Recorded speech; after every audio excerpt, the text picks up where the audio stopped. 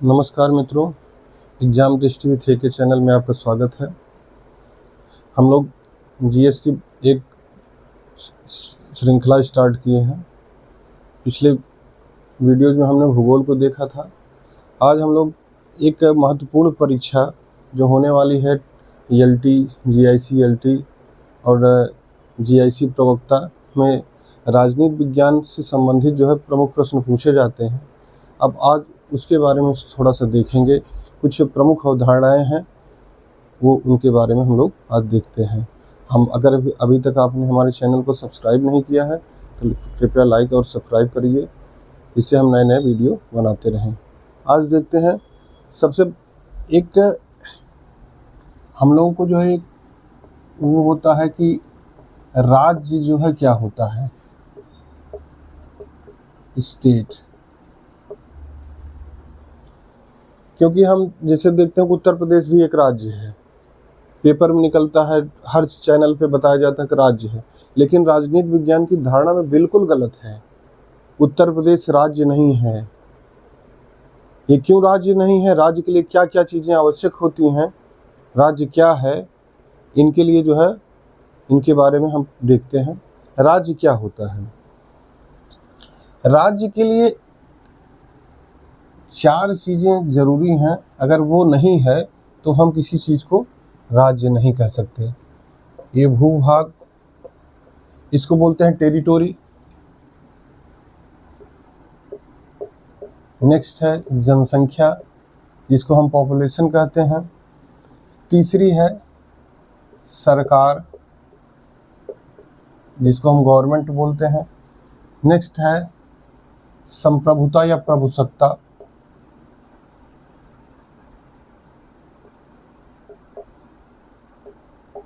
English में sovereignty बोलते हैं। भूभाग, जनसंख्या, सरकार और संप्रभुता, ये 4 राज्य के आवश्यक तत्व हैं। अगर ये चारों मिलेंगे तभी राज्य बनेगा, और अगर ये चारों चीज़ें नहीं मिलेंगी तो राज्य नहीं बनेगा। अब आगे हम देखते हैं, खुद ही आप बताएंगे जो है कि उत्तर प्रदेश राज्य है कि कोई भी जो अमेरिका राज्य है, वो खुद ही बताएंगे। भूभाग का मतलब एक ज़मीन होनी चाहिए, टेरिटोरी। हर देश के पास, हर प्रदेश के पास, जानते हैं, हर एक आवश्यक ज़मीन होती है। जैसे भारत का देखेंगे तो भारत का क्षेत्रफल 32.8 लाख वर्ग किलोमीटर है। ये 32.8 लाख वर्ग किलोमीटर जो है वो क्या है, उसका भूभाग है। पहली चीज़ें तो कंफर्म हो गई कि भूभाग है। दूसरा देखते हैं जनसंख्या, वहाँ रहने वाले निवासी होने चाहिए। उसके निवासी कौन कौन से हैं, उनका होना आवश्यक है, तो जनसंख्या होनी चाहिए।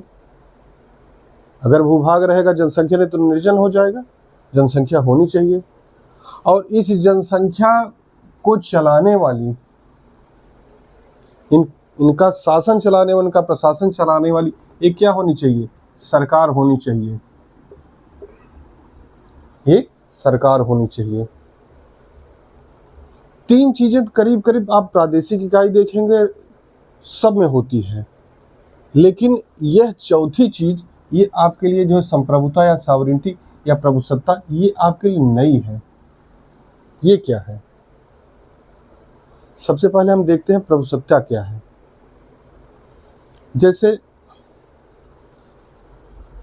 प्रभुसत्ता का मतलब एक ऐसी अथॉरिटी है, ऐसी बॉडी है जो केवल आदेश देती है।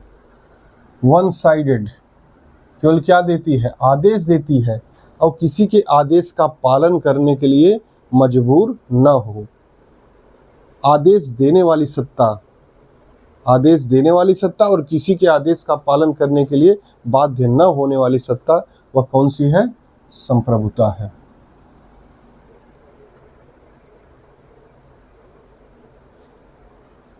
जो आदेश केवल देती हो और किसी के आदेश का पालन करने के लिए मजबूर न हो, वह सत्ता क्या है? सॉवरेनिटी या संप्रभुता। तो क्या क्या चीज़ें हो गई राज्य में? पहला भूभाग, दूसरा जनसंख्या, तीसरा सरकार, चौथी संप्रभुता। अगर हम देखें भूभाग प्लस जनसंख्या प्लस सरकार प्लस संप्रभुता, यह बराबर क्या होगा? राज्य होगा। अगर इसमें से कोई मिसिंग है तब वह क्या है, राजनीति विज्ञान की भाषा में राज्य या स्टेट नहीं है।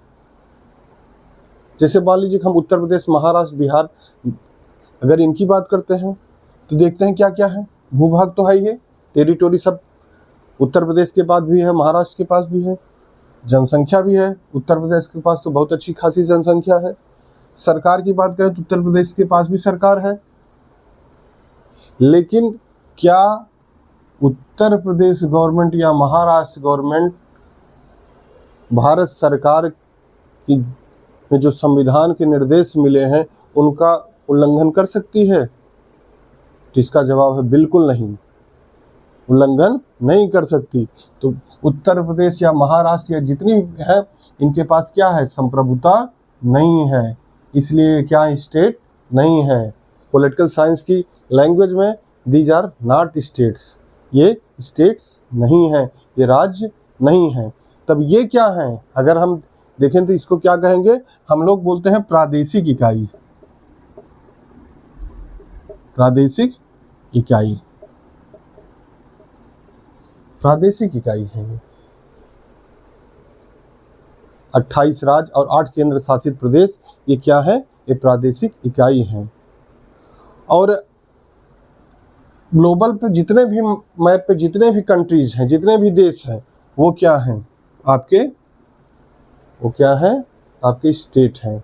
जितने भी देश हैं, भारत है, पाकिस्तान है, अमेरिका है, नेपाल है, भूटान है, जितने भी देश हैं करीब 193 के आसपास है, सभी क्या हैं, देश हैं, क्योंकि संप्रभुता है।